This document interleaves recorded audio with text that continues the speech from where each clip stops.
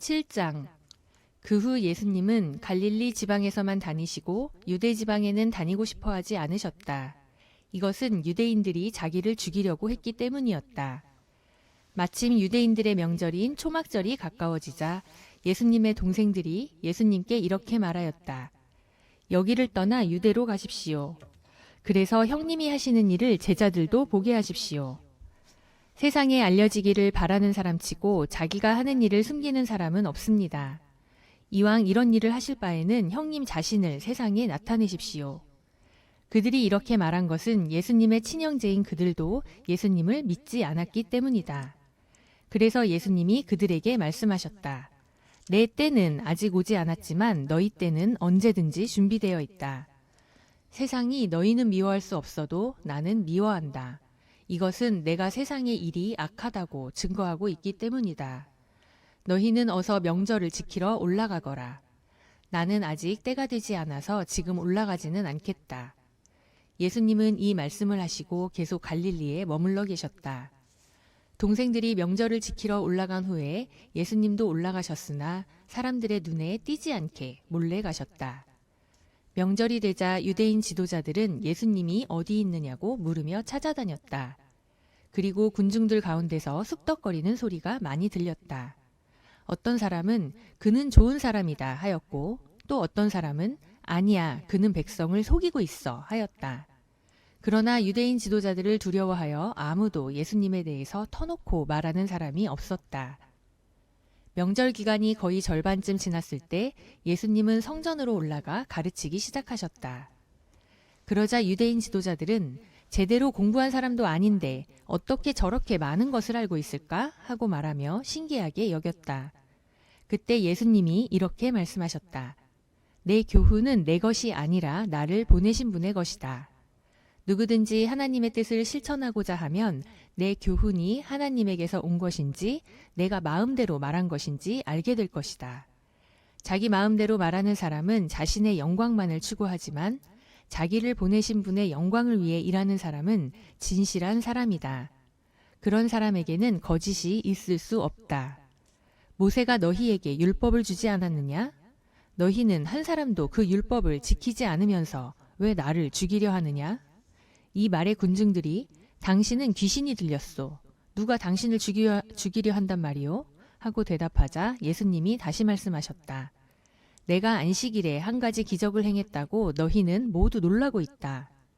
모세가 너희에게 할례를 주었다는 이유로 사실 할례는 모세에게서 나온 것이 아니라 너희 옛 조상들에게서 시작된 것이지만 너희는 안식일에도 할례를 베풀고 있다. 모세의 율법을 어기지 않으려고 안식일에도 사람이 할례를 받는데 내가 안식일에 아픈 사람을 완전하게 고쳐주었다고 너희가 내게 화를 내느냐? 겉모양만 보고 판단하지 말고 올바른 표준으로 판단하라. 그때 어떤 예루살렘 사람들이 이렇게 말하였다. 이 사람은 당국에서 죽이려고 하는 사람이 아니냐? 이 사람이 터놓고 말해도 그들이 말 한마디 못하는 것을 보니 지도자들도 이 사람을 진짜 그리스도로 알고 있는 것이 아닐까? 그러나 그리스도가 오실 때는 어디서 오실지 아무도 모른다고 했는데 우리는 이 사람이 난 곳을 알고 있지 않은가? 그때 성전에서 가르치고 계시던 예수님이 큰 소리로 말씀하셨다. 그렇다. 너희는 나를 알고 또 내가 어디서 온 것도 알고 있다. 그러나 나는 내 마음대로 온 것이 아니다. 나를 보내신 분이 따로 계신다. 그분은 참되신 분이다. 너희는 그분을 모르지만 나는 알고 있다. 이것은 내가 그분에게서 왔고 그분은 나를 보내셨기 때문이다. 그 말을 듣고 유대인 지도자들이 예수님을 잡으려고 하였으나 한 사람도 그분에게 손을 대지 못한 것은 아직 그분의 때가 되지 않았기 때문이었다. 군중들 가운데 많은 사람들이 예수님을 믿고 이렇게 말하였다. 그리스도께서 오신다고 해도 이분이 행하신 것만큼 많은 기적을 베푸실 수 있겠는가? 바리새파 사람들은 군중들이 예수님 대하여 수군거리는 소리를 들었다. 그래서 그들과 대제사장들은 예수님을 잡아오라고 성전 경비병 등을 보냈다.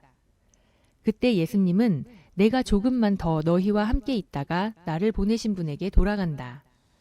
너희는 나를 찾아도 만나지 못할 것이며 내가 있는 곳에도 오지 못할 것이다 하고 말씀하셨다. 그러자 유대인 지도자들이 서로 말하였다. 이 사람이 어디로 가기에 자기를 찾지 못할 것이라고 하는가? 그리스에 흩어져 사는 유대인들에게 가서 그리스 사람들을 가르치겠다는 건가? 우리가 찾아도 만나지 못하고 또 그가 있는 곳에는 우리가 갈 수도 없다니 도대체 그 말이 무슨 뜻일까? 축제 분위기가 절정에 달한 명절 마지막 날에 예수님은 서서 이렇게 외치셨다. 누구든지 목마른 사람은 다 나에게 와서 마셔라.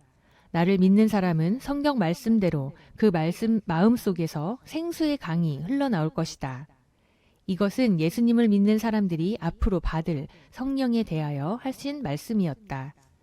예수님이 아직 영광을 받으시지 않았기 때문에 성령께서 아직 사람들 가운데 계시지 않았다.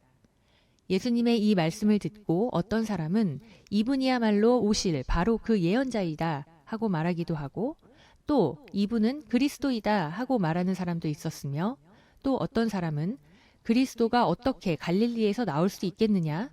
성경에는 그리스도가 다윗의 후손 가운데서 다윗이 살던 베들레헴에서 나실 것이라고 되어 있지 않느냐? 하고 말하기도 하였다. 이와 같이 사람들은 예수님에 대해서 서로 의견이 엇갈렸다. 그들 가운데는 예수님을 잡아가고 싶어하는 사람도 있었으나 예수님께 손을 대는 사람은 아무도 없었다.